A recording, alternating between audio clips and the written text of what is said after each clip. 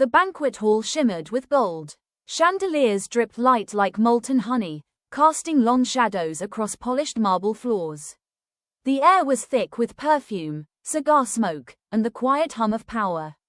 Men in tailored suits leaned back in their chairs, their laughter sharp as broken glass. They were the city's untouchables, the bosses, the lieutenants, the men who decided who lived comfortably and who lived in fear.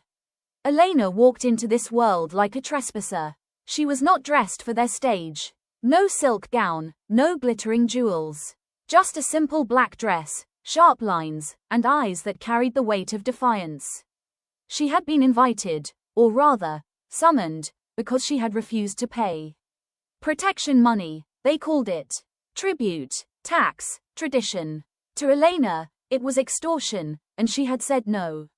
The boss, Don Vittorio, sat at the head of the table. His rings caught the light as he raised his glass, his smile thin and cruel. "You think you are different," he said, voice carrying across the hall. "You think you can walk into my city and spit on my rules." Elena did not flinch. She had once worn a badge, once believed in law and order. That had been stripped from her, along with her career, her reputation, her safety. But what remained was sharper than any weapon, her refusal to bend.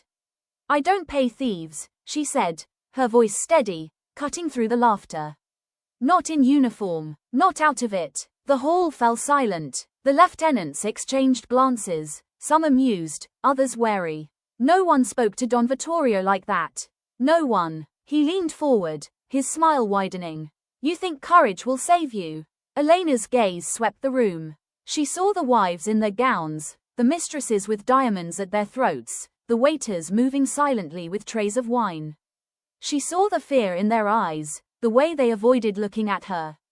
And she realized something. Fear was the currency here. Fear was the throne. "I think truth will," she said. And then she did the unthinkable. She pulled out a folder, dropped it on the table, and slid it toward him. Inside were photographs, documents, bank records, evidence of his corruption, his laundering, his betrayal of his own men. She had gathered it quietly, piece by piece, from the shadows of her former life. The lieutenants leaned forward, eyes widening. Don Vittorio's smile faltered. "You sit here pretending to be untouchable," Elena said, her voice rising. "But you bleed like anyone else. And tonight, everyone sees it." The silence cracked. Murmurs spread like wildfire. Some laughed nervously, others whispered, others stared at Vittorio with suspicion. The banquet hall, once united in power, was now fractured by doubt. Elena stood tall, her black dress stark against the gold. She had not brought a weapon, but she had brought something sharper: humiliation. Don Vittorio slammed his glass down, wine spilling across the table. "You will regret this," he hissed. Elena turned, her heels clicking against the marble as she walked away. She did not run, she did not look back. She left the hall with the weight of every eye upon her, and with each step, the whispers grew louder. By the time she reached the street, the legend had already begun. The outsider who defied the Don. The woman who humiliated the untouchable. The banquet hall was more than a room, it was a theater. Every detail was designed to remind outsiders of their place. The chandeliers were imported from Venice, the marble from Carrara, the wine from Bordeaux. Even the paintings on the walls told stories of conquest and dominance. Elena noticed all of it. She noticed the way the lieutenants sat in a semicircle, their positions carefully chosen to show hierarchy. She noticed the way the waiters moved silently, trained to avoid eye contact. She noticed the way the women smiled too brightly, their laughter rehearsed. It was a world built on illusion, and she had shattered it with a single refusal. As she walked into the hall, Elena's heart pounded. She remembered the nights she had spent as a cop, chasing shadows, believing in justice. She remembered the betrayal that had stripped her of her badge, the false accusations, the corrupt officials who had silenced her. She remembered the nights alone, the threats, the fear. But tonight, she felt none of it. Tonight, she felt only clarity. She was not here to beg. She was not here to survive. She was here to defy. Don Vittorio had ruled for decades. He had seen challenges rise and fall, seen men beg for mercy, seen families destroyed. He had built his empire on fear, and he believed it eternal. But as Elena spoke, he felt something he had not felt in years: doubt. The photographs, the documents, the whispers, they were cracks in his fortress. And cracks spread. When Elena left the hall, the city shifted. The lieutenants whispered in corners, wondering if Vittorio was truly untouchable. The wives whispered to their husbands, asking if they were safe. The waiters whispered to each other, retelling the story. By dawn, the whispers had become legend. The outsider had defied the Don. And legends are harder to kill than people. The city didn't sleep after the banquet. Word of Elena's defiance spread faster than fire in dry brush. By morning, her name was whispered in barber shops, murmured in church pews, and scrawled in graffiti across alley walls. She had humiliated Don Vittorio, and in doing so, cracked the illusion of his invincibility. But Elena knew legend alone wouldn't protect her. She needed numbers. She needed loyalty. She needed an army. She started in the places the Mafia had forgotten. The first was a boy named Nico. 14, wiry, fast. He ran messages for the lieutenants, dodging cops and bullets with equal ease. Elena found him behind a shuttered bakery, nursing a bruised rib and a stolen cigarette. "You're fast," she said, crouching beside him. He squinted at her. "You're the lady who told Vittorio to go screw himself. I'm the lady who's going to make sure he never gets back up." He laughed, a short, bitter sound. "You'll need more than words. I've got truth, and I've got you." Nico stared at her, then flicked the cigarette away. "I'm in." She moved like smoke through the city's underbelly. She found ex-soldiers with scars on their faces and ghosts in their eyes. She found women who had scrubbed blood from marble floors and never been allowed to speak. She found immigrants who had paid protection money for years and still lived in fear. They didn't wear suits, they didn't speak in code, but they had something the Mafia had lost: hunger. Elena gave them masks, white, blank, anonymous. Symbols of rebellion. She gave them gold chains, stolen from the Don's own vaults, melted down and reshaped into emblems of defiance. She trained them in silence, in shadows, in basements and abandoned warehouses. She taught them how to move, how to listen, how to strike. And she gave them a name: the Gathered. The lieutenants scoffed at first. They called her crew, rats in masks. But then the disruptions began. A shipment of weapons vanished from the docks. A money laundering front was burned to the ground. A lieutenant's car exploded in front of a courthouse, the white mask left on the windshield like a calling card. The Mafia's world, once so orderly, began to unravel. Elena didn't lead from a throne. She led from the streets. She walked among her rebels, listened to their stories, remembered their names. She didn't promise riches, she promised revenge. And that was enough. One night, she stood atop a warehouse roof, her crew gathered below. The city stretched out around them, glittering and broken. "They built this empire on fear," she said. "We'll tear it down with truth." The crowd roared. Masks gleamed in the moonlight.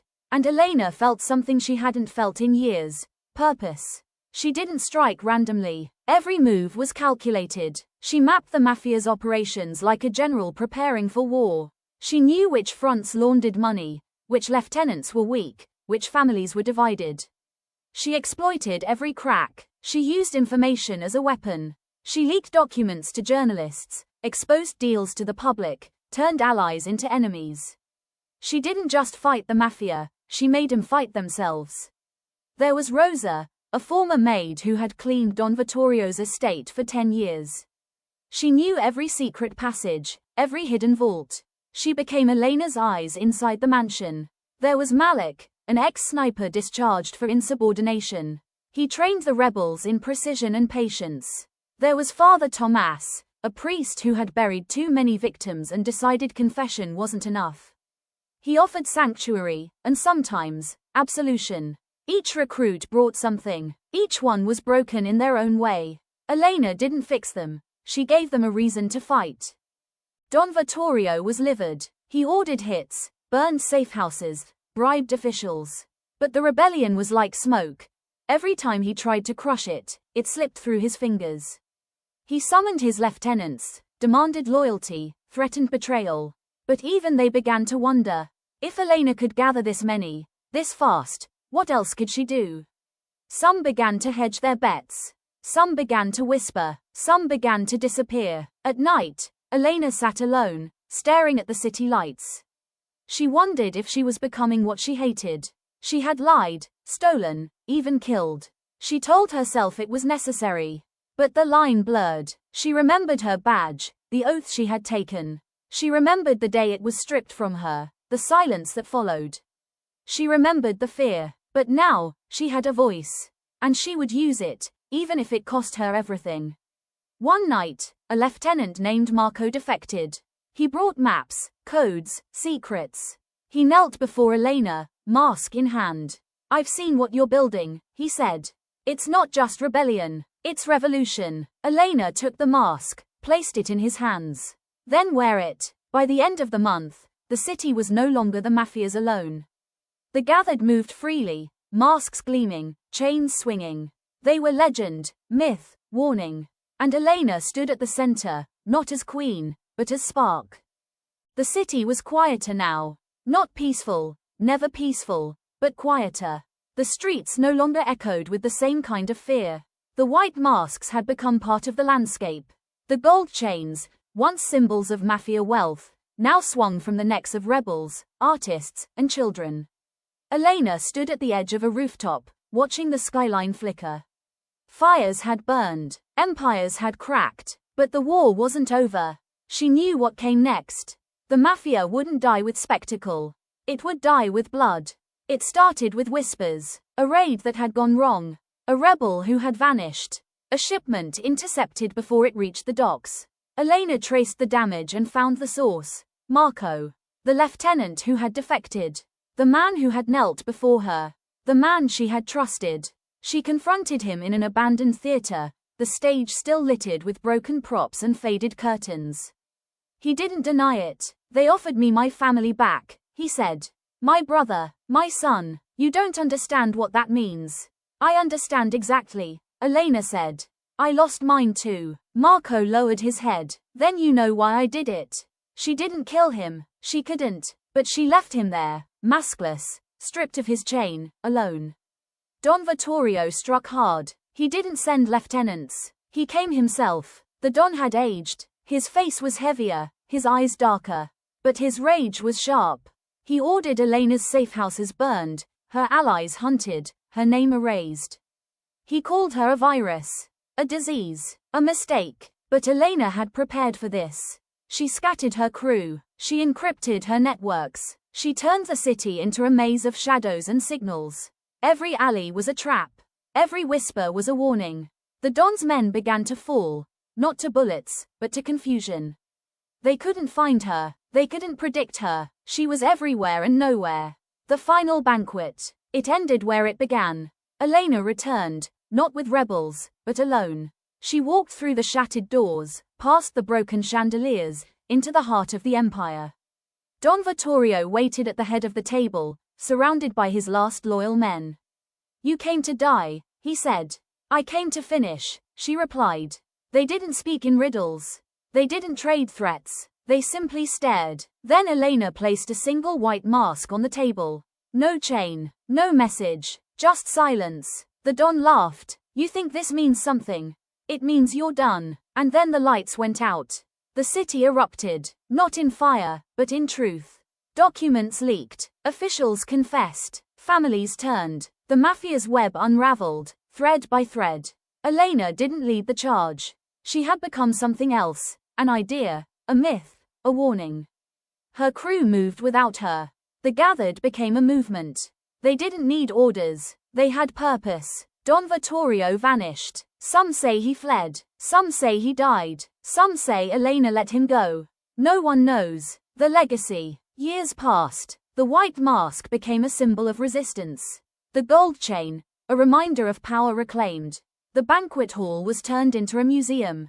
Children walked its halls, learning the story of the outsider who defied the throne. Elena was never found. Some say she lives in the hills, watching. Some say she became a teacher. Some say she died the night the lights went out.